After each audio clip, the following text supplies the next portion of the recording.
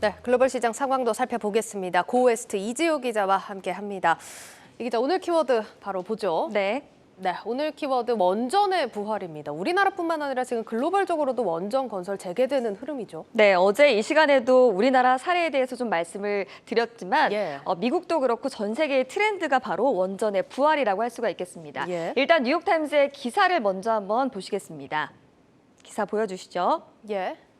네, 탈원전 폐기 수술을 받는 미국 원전이라는 제목인데요. 미국 전계에서 반행을 주장했던 정치인들까지 최근 원전 건설에 찬성할 정도로 원전에 대해서 긍정적인 여론이 확산하고 있다는 내용인데요. 이 같은 분위기는 바이든 행정부의 기류와도 같다, 이렇게 평가를 할 수가 있겠습니다. 바이든 정부 현재 정책이 어떤가요, 그럼? 현재 미국에서는 92개의 원자로가 가동 중이고요. 이게 전력 공급의 20% 정도를 담당하고 있다, 이렇게 보실 수가 있겠는데요. 하지만 다수의 원전이 1970에서 1990년에 설치돼서 노후한 탓에 운영비 문제에 좀 직면을 했습니다. 그래서 최근에 이를 지원하기 위해서 바이든 정부에서는 60억 달러를 지원하겠다, 이런 계획을 밝혔고요. 또 바이든 대통령이 취임 초기에는 소형 모듈 원자로라는 것을 개발하는 데 32억 달러를 또 투자하겠다, 이런 계획을 좀 밝혔습니다. 그럼 소형 모듈 원자로가 뭔가 이렇게 궁금하신 분들도 계실 텐데요.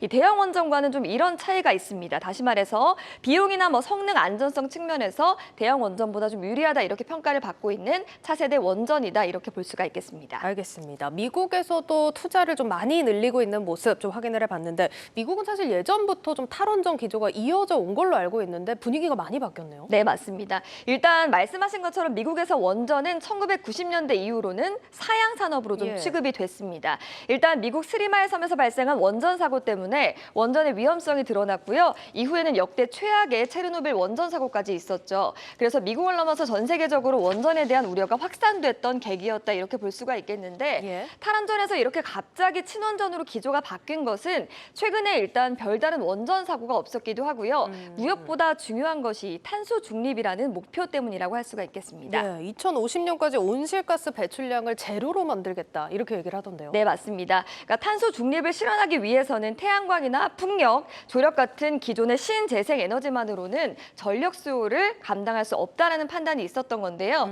여기에 최근에는 에너지 안보 차원에서도 원전이 좀 주목을 받고 있습니다. 원유나 석탄, 천연가스를 포함한 원자재 가격이 좀 급등을 하고 있고요. 또 러시아가 천연가스 공급을 무기화하기 시작하면서 에너지 주권을 확보하기 위해서 원전에 주목하는 상황이다, 이렇게 볼 수가 있겠습니다. 알겠습니다. 지금 세계지도 나와 있는데 다른 나라들 상황은 어떤가요? 네, 다른 나라도 좀 어쨌든 에너지 위기 속에서 탄소 중립이라는 목표까지 좀 달성을 해야 되기 때문에 이렇게 탄소 중립을 위해서 노력하고 있다, 이렇게 보실 수가 있겠는데요. 일단 후쿠시마 사고가 있었던 일본까지도 원전에 다시 주목하고 있는 상황입니다. 일단 일본 같은 경우는 에너지의 약 90%를 수입하기 때문에 최근에 에너지나 원자재 가격이 급등하면서 직격탄을 맞고 있습니다. 포스트오일 전략연구소는 원자로 재가동을 요구하는 여론이 점점 더 거세지고 있다라고 평가를 하면서 참여 선거 결과가 에너지 정책에 영향을 줄 것이다, 이렇게 분석을 하기도 했고요. 또 세계 최대 탄소 배출국인 중국 같은 경우는 이 탄소 중립이라는 목표를 실현하기 위해서 향후 15년간 우리 돈으로 약 518조 원을 투입해서 최소 150개의 원자로를 추가로 지을 예정인데, 150개 하면 이게 얼마나 큰 규모냐, 이렇게 궁금해하시는 분들이 있으실 겁니다. 이게 중국을 제외한 전 세계 국가가 지난 35년간 세운 원전의 수보다 많은 규모다, 이렇게 보실 수가 있겠습니다. 알겠습니다. 일본에서도 이런 흐름이 나오고 있다는 점 눈여겨볼 만할 것 같은데, 또 이런 친환경 기조의 선두라고 한다면 유럽이 있잖아요. 어떻습니까? 네, 맞습니다. 일단 최근에 유럽연합이 원전과 천연가스에 대한 투자를 녹색 분류 체계, 텍소노미로 분류하는 안을 발의하기도 했었고요. 실제로 원전 의존도가 한 70% 정도 되는 프랑스 같은 경우는 2035년까지 원자로 14기를 추가로 신설한다, 이런 계획을 갖고 있습니다.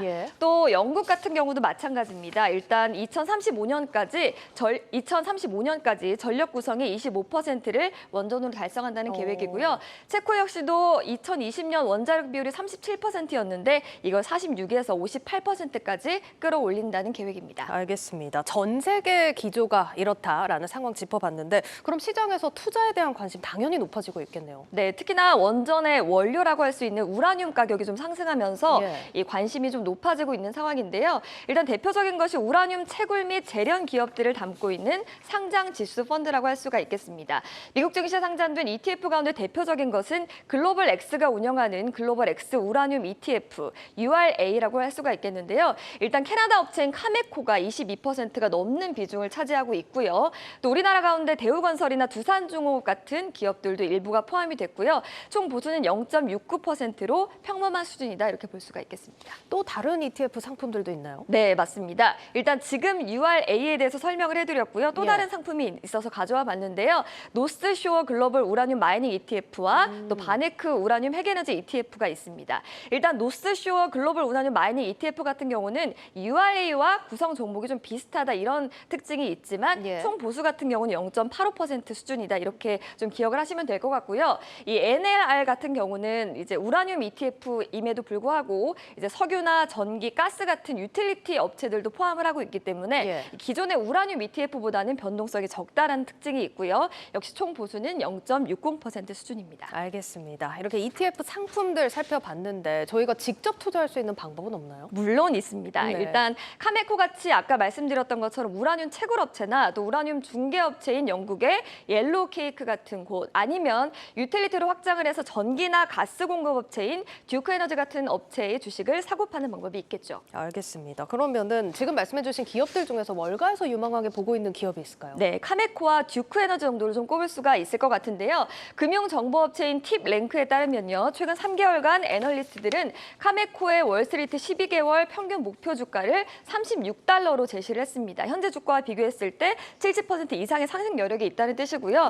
또 듀크 에너지도 마찬가지인데 13명의 애널리스트가 매수 의견을 제시했고요. 평균 목표 주가는 116달러로 제시했다는 점 참고해 주시길 바라겠습니다. 네, 카메코와 듀크 에너지 참고해 보시죠. 고웨스트 이지우 기자였습니다.